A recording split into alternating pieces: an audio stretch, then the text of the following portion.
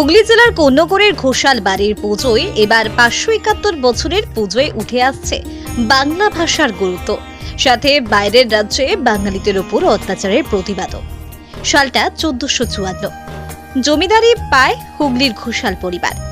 প্রায় সেই সময় থেকেই বাড়ির ঠাকুর দালানে আদ্যা শক্তি দেবী দুর্গার আরাধনা সূত্রপাত।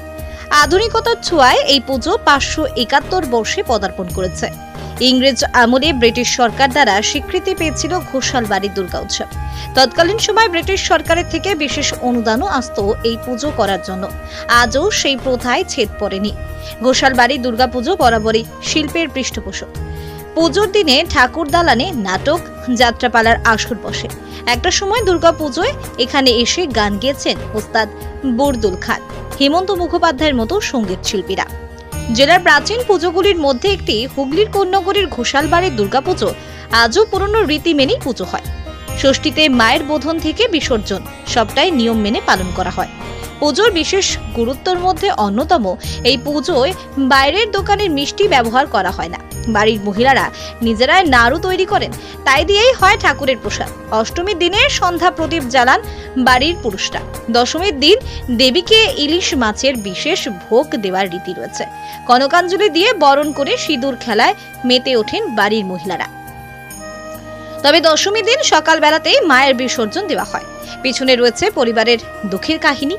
আগে দশমীতে নৌকায় করে মাঝ গঙ্গায় নিয়ে গিয়ে নীলকণ্ঠ পাখি উড়িয়ে প্রতিমা বিসর্জন করা হতো। সেই রকমই এক বিসর্জনের রাতে পরিবারের এক সদস্য বাঘের আক্রমণের শিকার হন। তারপর থেকেই সকালবেলাতেই প্রতিমা নিরঞ্জন করা হয়।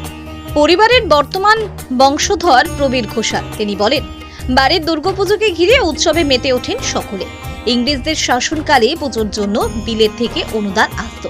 তৎকালীন সময়ে 750 টাকা। এই টাকা এতটাই বিপুল ছিল যে পুরো পুজো হওয়ার পরও টাকা শেষ করা যেত না। তাই ঘোড়ার গাড়ি চেপে শ্রীরামপুরের খাজাঞ্চিখানায় আবারও টাকা ফেরত পাঠাতেন বাড়ির লোকজন। সেই প্রথা এখনো চলে আসছে।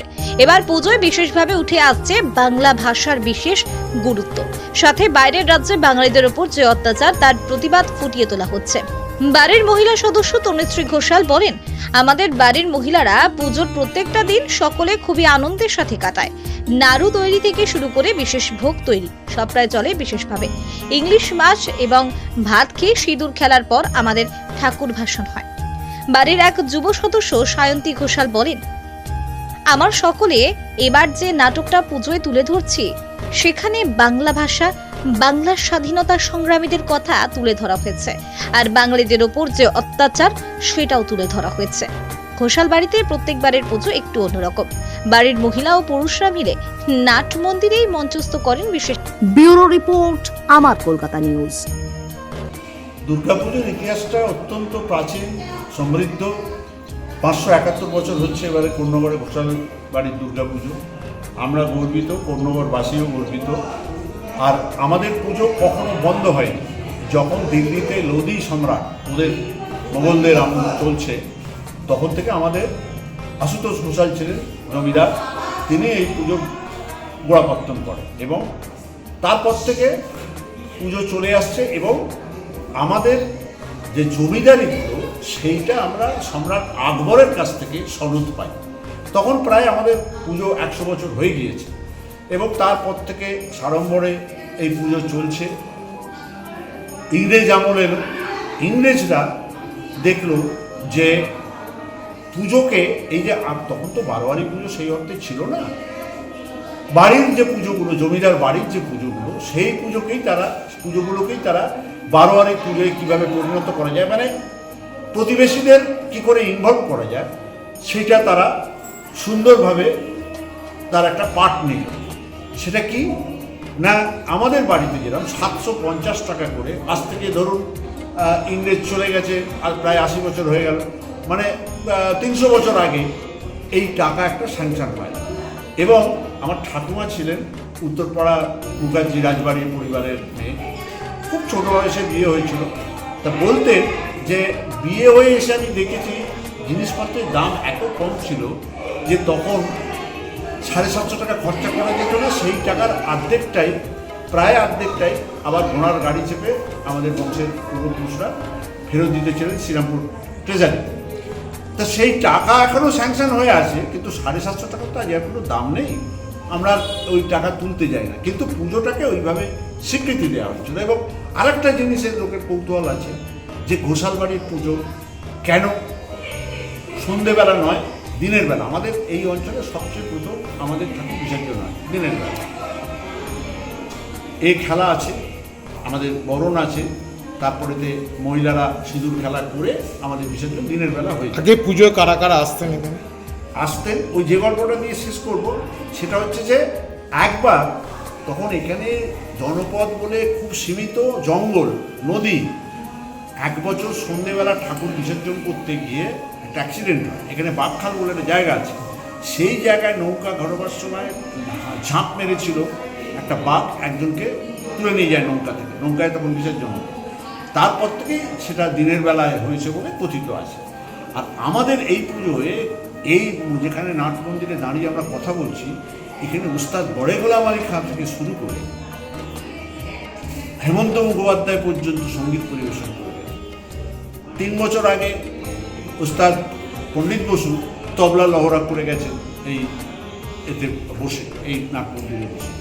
এখন আমাদের পরিবারের সদস্যরাই প্রচুর মানুষ আসেন ঠাকুর দেখতে, সেই জন্যে রোজ কিছু করা যায় না সাংস্কৃতিক অনুষ্ঠান। পার্টিকুলার একদিন নবমীর দিন যেরকম এবছর হবে, একটা সাংস্কৃতিক অনুষ্ঠান হবে, তাতে নৃত্য আছে, সঙ্গীত আছে, তার সঙ্গে একটা ছোট্ট আমরা নাটক পরিবেশন করি। এবারে সেই নাটকের থিম হচ্ছে বাংলা ভাষা বাঙালির অস্মিতা। এর ওপরে আমাদের এবারের যে ছোট্ট নাটক একটা মঞ্চস্থ হবে, পরিবারের সদস্যরাই সেটা করবে, সেটা আমাদের এবারে সাংস্কৃতিক অনুষ্ঠানের অন্যতম আকর্ষণ হয় বলে আমি মনে করি। পুজোর কয়েকদিন দাদা বাড়ির পুরুষরা কিভাবে কাটায়? রবির ঘোষাল বাড়ির পুরুষদের কাজ এখানে ভাগ করা আছে, পুরুষদের কাজও ভাগ করা আছে, মহিলাদের কাজও ভাগ করা আছে, কে কী কাজ করবে না করবে সব ভাগ করা আছে।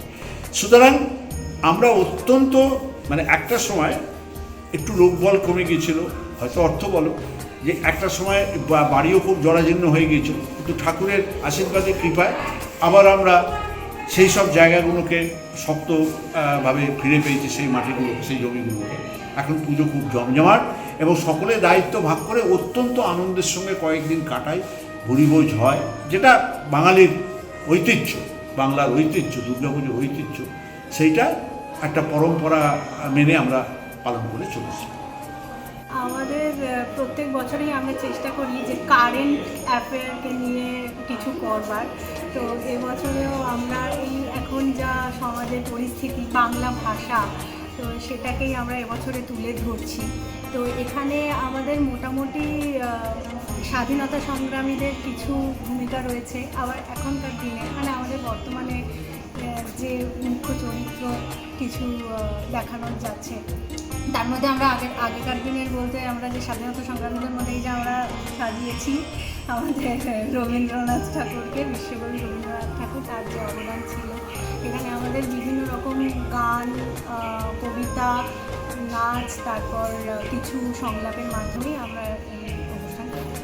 বাইরের রাজ্যে দেখা যাচ্ছে বাঙালিদের ওপর অত্যাচার চলছে, বিভিন্ন জায়গায় খবরে আসছে, তো এটা নিয়ে এখানে আমাদের সংলাপের মাধ্যম দিয়েই বোঝানো হচ্ছে। আমরা এখন পুরো সংলাপ তো রিহার্সাল করতেই ব্যস্ত, সবাই সবার মতন করে। কিছুজন আবার বাইরে থাকে, তারা বাইরে তাদেরকে স্ক্রিপ্ট পাঠিয়ে দেওয়া হয়েছে, তারা সেইগুলো সংলাপগুলো তৈরি করে আসবে। এবার পুজোর আগে একদম জাঁকিয়ে রিহার্সাল চলবে, যাতে আমরা এটা খুব সুন্দরভাবে পরিবেশন করতে পারি। আপনার